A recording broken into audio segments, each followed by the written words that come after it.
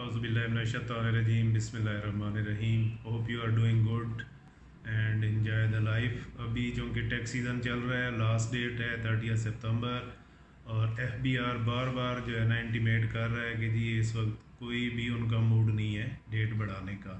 Principally तो चूँकि system hack हुआ था उस वजह से भी, और जो मैनुअल रिटर्न है वो लेट इन्होंने जारी की थी, तो उस वजह से इनको डेट बढ़ानी चाहिए, कम से कम 30 डेज़ मोर देने चाहिए। लेकिन इस वक्त तक जो न्यूज़ हैं और FBR ऑफिशर्स का जो मूड है वो यही है कि जी हमने डेट नहीं बढ़ानी है ताकि लोग डिसिप्लिन हो और मैक्सिमम जो है ना लोग टाइम पे रिटर्न करें। लेकिन अभी तक मेरे ख्याल 12-14% रिटर्न्स जमा हुई हैं, तो काफ़ी बड़ा गैप है।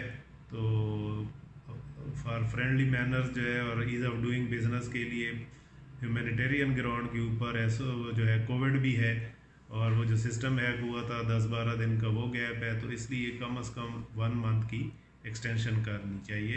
एंड टुडे टॉपिक जो है वो पेनल्टी है अंडर सेक्शन 182, जिसमें अभी 3rd अमेंडमेंट ऑर्डिनेंस के ज़रिए चेंजेस आई हैं और उनको बढ़ाया गया हुआ है।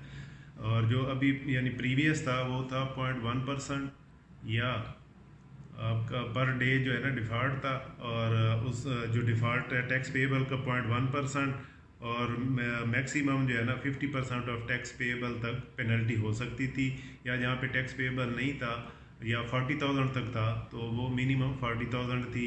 और सैलरी क्लास जहाँ पे थी तो उसमें अगर किसी की 75% ऑफ इनकम जो है वो सैलरी से थी तो उनके ऊपर 5,000 दी, 5 मिलियन तक अगर सैलरी इनकम थी तो 5,000 रुपये पेनल्टी थी।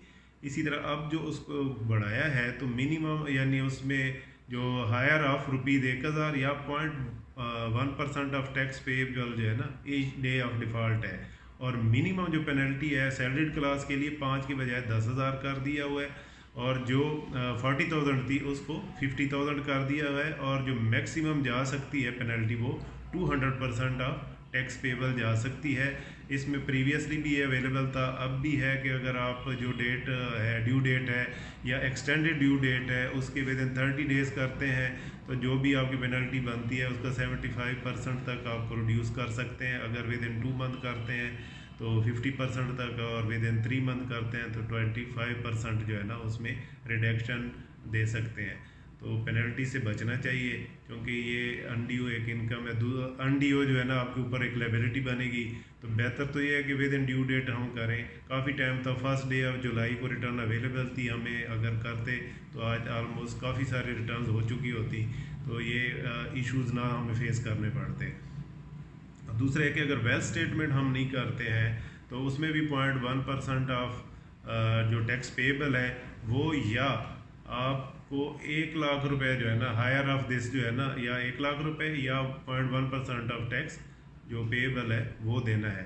इसी तरह जो है अब टैक्स पेएबल क्या है, टैक्स पेएबल ये है कि अगर आपकी असेसमेंट जो है अंडर सेक्शन 120 है, 122 है, आपकी 121 है, 122C है, इसमें हो चुकी हुई है या उसमें होनी चाहिए, तो जो वो इनकम यानी बनेगी वो आपकी टैक्सेबल इनकम है और टैक्स पेएबल वो बनेगा, तो उसका जो है ना 0.1% बनेगा।